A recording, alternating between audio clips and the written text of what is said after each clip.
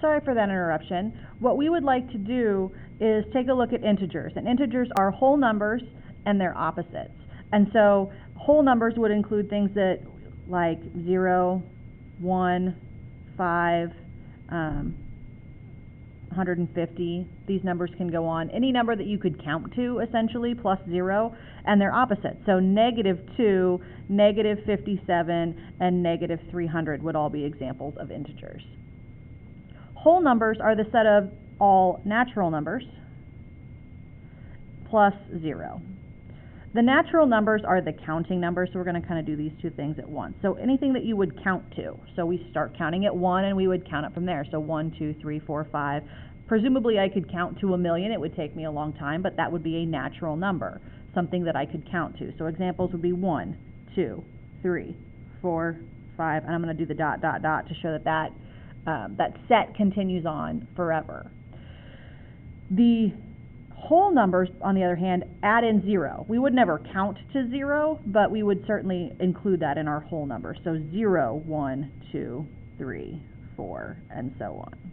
So if we kind of think about this, we can talk a little bit about the integers of being the set that's got a ... in both directions. -2, -1, 0, 1, 2, and then I get my ... this direction as well.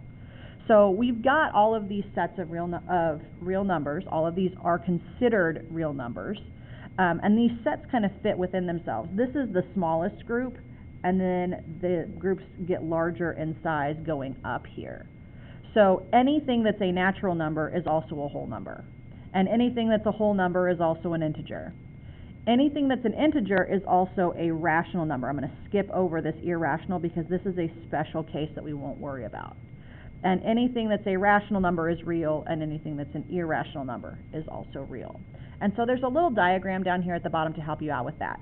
This natural number circle is inside the whole number circle because every natural number, like 1, is also a whole number, which is also an integer, which is also a rational number and a real number. So you see these letters that we use to represent the different sets. Whole numbers might include 0.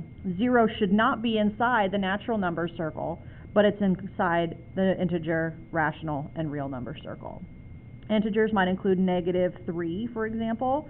It's not a whole number or a natural number, so it's not in that circle, but it's in the other boxes here. Our rational numbers would include things like -2/3. It's a fraction. It's a fraction of integers, if you remember our definition from above, which makes it a real number. And then our irrational numbers over here would be something like, they give us the example of the square root of 3. It's inside the real number box, but is not a rational number. We'll talk more about these things in class tomorrow, but it's important that you have a basic understanding of what these definitions are. So let's move on to the back. On the back of your notes, we talk about different properties. Again, this is a pretty vocabulary-heavy section, and so we've got 6 different properties that you're responsible for, and 4 of those 6 have different ideas when it comes to addition and multiplication. So down here it says, name the property illustrated, and what you see here is that -8 plus 8 plus 15 equals 0 plus 15. So I ask myself, what's different on the two sides of the equal sign? Well, both sides have the plus 15, but it looks like this -8 plus 8 has turned into a 0.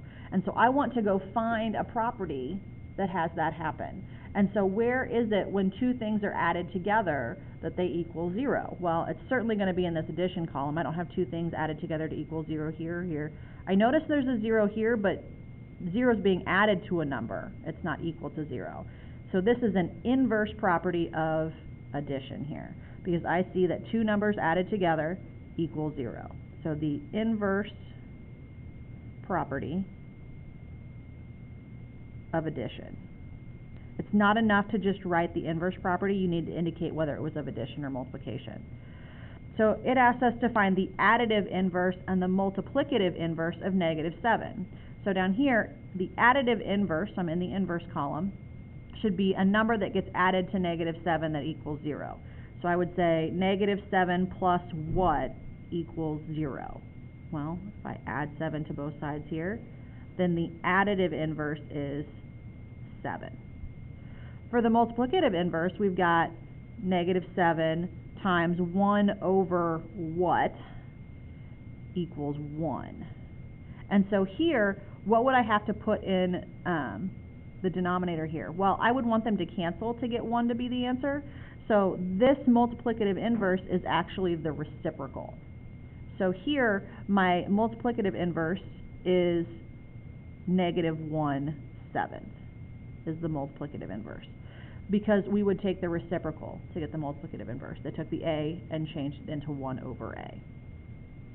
The last thing they ask you to do here is, a lot of work has been done to simplify example number 3, and it's our job to decide what property they use at each stage to know that the answer is correct. And so the first thing they did was they changed from this original problem to this line of work, and so we want to figure out what did they do.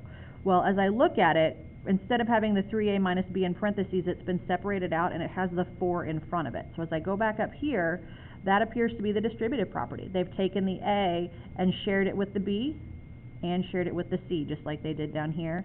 And the same thing happened in the second part of this problem. So the first here was the distributive property. The distributive property does not have a difference for addition or multiplication. It's just the distributive property. Then we look down at the next step, and it just looks like they've multiplied. 4 times 3 gave us the 12a, -4b, 2b, and then 3 times 2 gives us the 6a. So what they did here was just multiply. So that's not a property, but they did do multiplication. For the next one, it looks like they've rearranged things. This 6a moved over here, this moved here, and this moved here. So they moved things around. And so I want to figure out which of the properties allows me to move things around.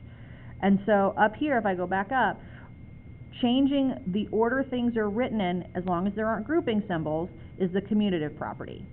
I remember the commutative property because in a community, the order that we're in shouldn't matter because everybody's going to get what they need. So down here, I'm going to say commutative property of addition.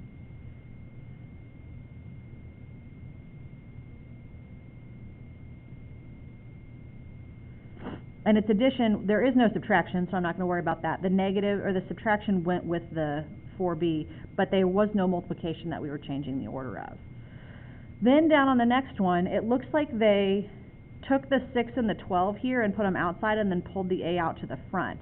That's actually the reverse here of the distributive property. They took these numbers and pulled them back out. So I'm going to say that this is the distributive property, which again doesn't have a multiplication and division distinction. And then the last thing that they did was that they added inside the parentheses, so this was just an addition problem. So part of your job is to examine what is different from one stage of the problem to the other. The commutative property changes the order that things are being added or multiplied in. We know that 3 plus 4 is the same as 4 plus 3. The associative property I think of as your associates. Who's in your friend group? So the grouping symbols are different in this situation because associates are like your friends. The identity property is what can you add or multiply to a problem to stay the same, to maintain your identity. Whereas the inverse is where you're trying to get to 0 or 1. We're not going to worry as much about closure, so if you're making flashcards, don't worry about making a flashcard for that particular property, but the distributive property is important. This is where we are either sharing something inside the parentheses or factoring something out of two different terms and working backwards.